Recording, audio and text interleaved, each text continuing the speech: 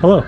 In this video I'm going to show you all how to change out a power steering pump press-on pulley. So we're going to use a special tool to pull and then install this power steering pump pulley on a new power steering pump.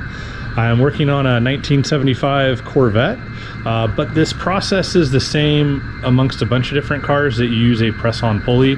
What that means is that this pulley has an interference fit against the drive shaft of our pump right here.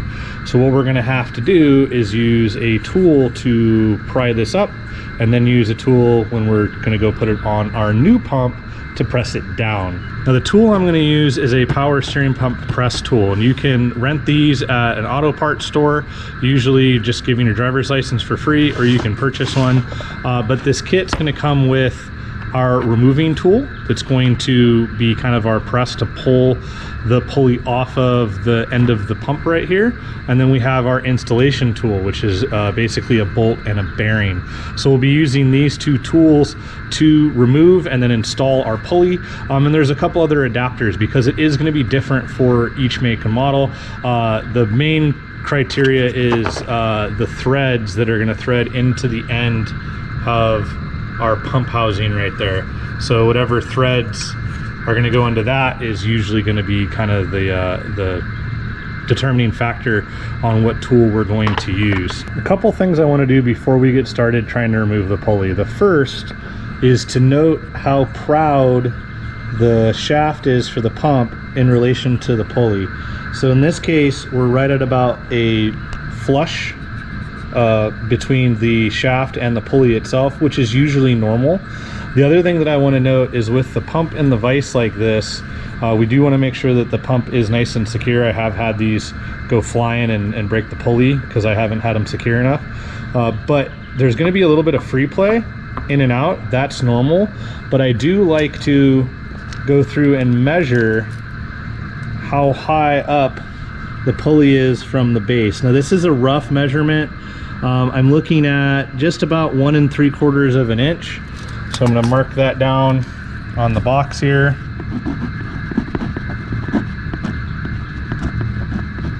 And why I want to do that is not necessarily something that I'm going to be held to, but I want to make sure that the pulleys align.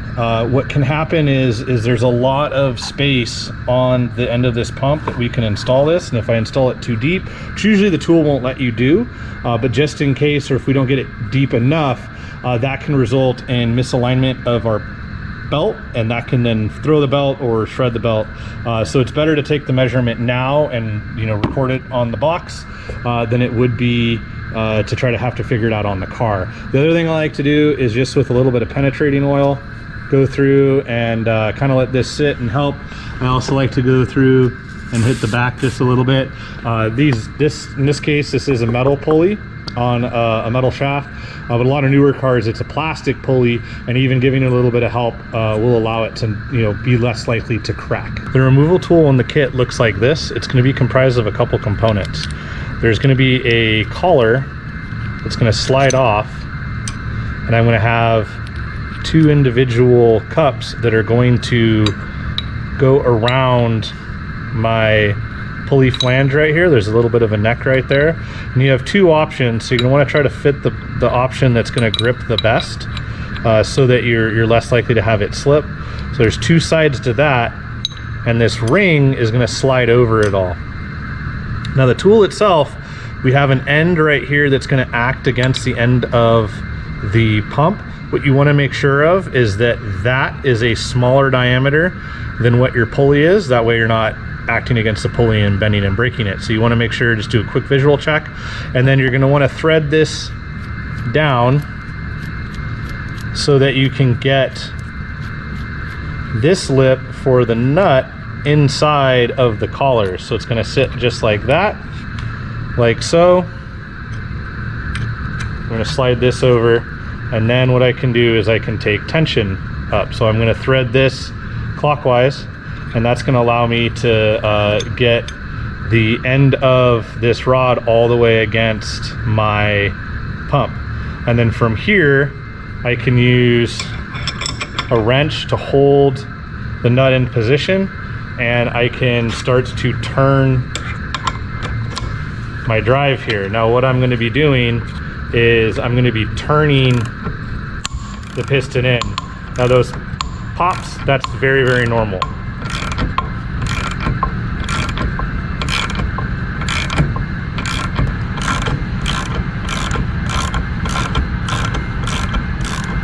Okay, so I sped that up a little bit so that you guys didn't have to watch me ratcheting this. I am using hand tools with this tool. I find it's less likely to damage the tooling when you use hand tools, and you're less likely to, you know, cause any harm to anything, and you can stay in control. It's a good idea to add a little bit of bearing grease or lithium grease to our threads of the tool too, because that will prevent it from getting damaged. So we can remove the tool, and now our pulley is off and ready to be installed on the new pump. We'll just have to go through and double check the pump for any other components that need to be swapped over. In this particular case, there's a couple studs on the back of it for this Corvette that do need to be changed over. Reason why we're changing this pump is that seal has failed. Oddly enough, getting the seal versus getting a remanufactured pump, it was almost cheaper and easier just to get a pump. It's kind of how the parts are nowadays. So what we'll do is we'll swap these out in the vise, swap out the other components that need to be swapped, and then we'll go to install the pulley. I have the new power steering pump swapped out with the old one, and I have the pulley cleaned up. So now what I can do is I can use the installation tool to evenly press this down onto the shaft. Could you use a hammer and hit this? Yeah, you could, but you're gonna damage the pump internally. So it's just easy enough to do this. You could honestly make this tool. If you have the right length thread pitch bolt, you can just get a bearing off of like an idler pulley and a nut, and it'll work just the same. But I've threaded up my installation bearing up high enough to where the threads protrude through the base of the pulley so that I can get this started. It's best to thread the tool as far as you can in. I don't go and crank the top of this down. You run the risk of damaging the drive shaft for the pulley, or for the pump, excuse me, when that's the case. But what we're gonna do is I'm gonna put tension on it. So I've threaded down my nut there to where it's contacting the bearing, and the bearing, and in turn is contacting the end of the shaft. And with this, I'm going to have my bolt stationary, and instead I'm going to use the wrench to thread this. I'm going to go down until I get to roughly the same distance that we measured prior to tearing down the old pump.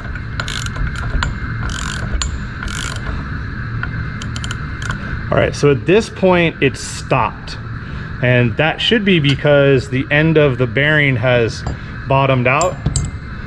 Before I remove the tool, I'm going to verify my measurement, and I'm right at 1 3/4 of an inch, so I'm at the same depth. Take tension off of the bearing and then remove the tool, and I can verify that that's nice and flush on the end, just like it was before. And I have about the same amount of end play inside of the pump. Had I gotten this too deep, you could use the removal tool to just very lightly lift this up, and you just have to pay attention to it as you're doing it. But that's getting this pulley installed on this pump. I got to get it inside the car and operational, and we'll go from there. I went and reinstalled the power steering pump after we transferred the pulley over. And this kind of shows where I was talking about with, you want to make sure that the belt is in line. We already ran it once just to bleed it a little bit to burp the system to make sure that we don't have any air in it, but the belt is riding nice and true on the crank. So we have that pulley fully installed. Now all that's left to do is just to drive it, quality control check it.